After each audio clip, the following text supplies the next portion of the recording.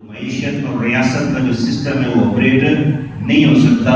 اسی لیے ہمارے اسلاف کہتے ہیں کہ اللہ سے جب بھی مانگنا ہے اخلاص سے مانگنا ہے, تیقن کے ساتھ مانگنا ہے, گڑ گڑا کے مانگنا ہے, اپنی ناکامیاں پہلے سامنے رکھنی ہے, اپنی برائیاں پہلے سامنے رکھنی ہے. میرے اللہ کے اندر یہ عیب بھی ہے, یہ عیب بھی ہے, یہ عیب بھی ہے. تو اس وقت ہمارے اسلاف کہتے ہیں جب بندہ اپنی خامیاں, اپنا عجز اللہ کے سامنے رکھے گا نا. حضرت داؤد علیہ السلام کو اللہ نے وحی کی, داؤد تو میرا بڑا شکر گزار بندہ ہے, میرا شکر کیا تھا.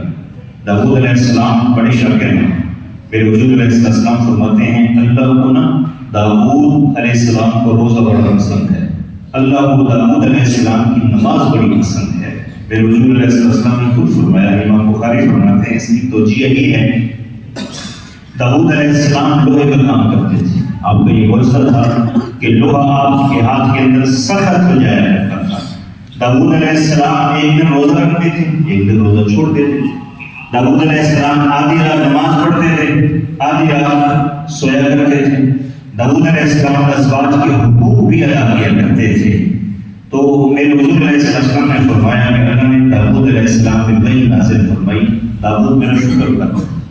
داؤد علیہ السلام اللہ کا بڑا شکر ادا کیا کرتے تھے اور کہا کرتے تھے میرے اللہ میں تیرا شکر ادا نہیں کر سکتا. تو اللہ نے دوبارہ وحی کو نزول فرمایا اور کہا میرے بندے یہی تو میرا شکر ہے کہ میرے سامنے میرا بندہ عاجز ہو جائے, میرے سامنے میرا بندہ گر جائے, میرے سامنے میرا بندہ میرا بن جائے, اس کی ساری کبریائی میری ذات کے لیے ہو, میرے بندے کی ساری پڑھائی میرے ذات کے لیے ہو. جو کچھ میں نے اپنے بندے کو عطا کیا ہے وہ بندہ سارے کا سارا اپنی ذات کو میری ذات کے اندر فنا کر دے, وقف کر دے. اسی لیے مولانا روم علی رحمہ نے فرمایا ہے سید و سرور محمد نور جان مہتر و بہتر شفیع مجرمان. حضور علیہ السلام بھی سید ہیں, سردار ہیں, آقا و مولا ہیں, سب کچھ ہیں, سب کچھ میرے حضور ہیں. اب علماء کہتے ہیں, مفسرین کہتے ہیں کہ جب بھی کوئی چیز مانگنی ہے حضور کے وسیلے سے مانگنی ہے, درود شریف کی ابتدا کر کے مانگنی ہے, اخلاص کے ساتھ مانگنی ہے, کیونکہ دعا کے ساتھ اور ذکر کے ساتھ جتنا اخلاص شامل ہوتا جائے گا وہ اخلاص اکسیر بنتا جائے گا, وہ اخلاص تریاق بنتا جائے گا.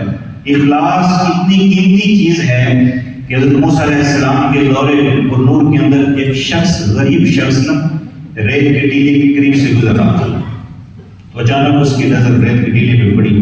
اس نے کہا کاش میرے پاس ریت کے برابر آٹا ہوتا تو میں شام کو سورج غروب ہونے سے پہلے پہلے غربا کے اندر تقسیم کر دیتا.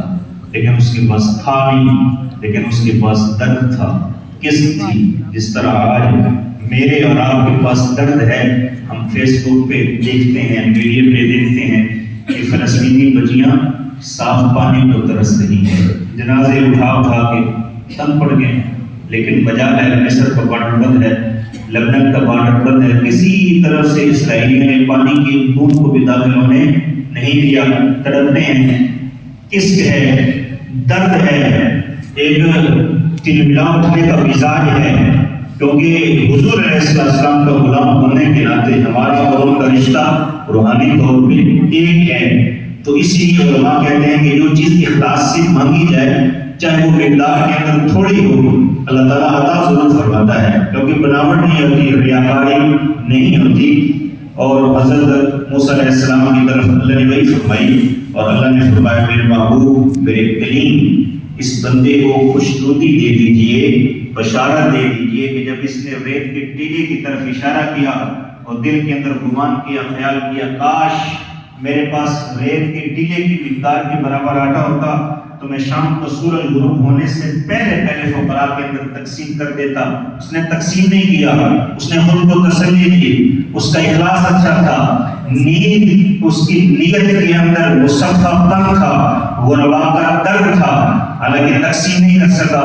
لیکن موسیٰ علیہ السلام نے اسے بشارت دی کہ تمہیں مبارک ہو, اللہ نے تمہاری نیت کے بل بوتے پہ ریت کے ٹیلے کے برابر آٹا صدقہ کرنے کا ثواب تمہارے نام اعمال کے اندر داخل فرما دیا ہے.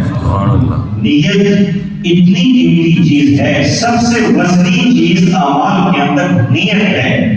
نیت کی بنیاد پر ہی بندہ فیصلہ کرتا ہے اچھے اور برے کا. بندہ کسی سے محبت کرتا ہے نیت کی بنیاد پر، اس کو دل بتاتا ہے، تیار کرتا ہے. بندہ کسی کے نقش قدم پہ چلتا ہے، کسی کی سیرت کو اپناتا ہے. اپنا اقبال کہتے ہیں، اقبال قلندر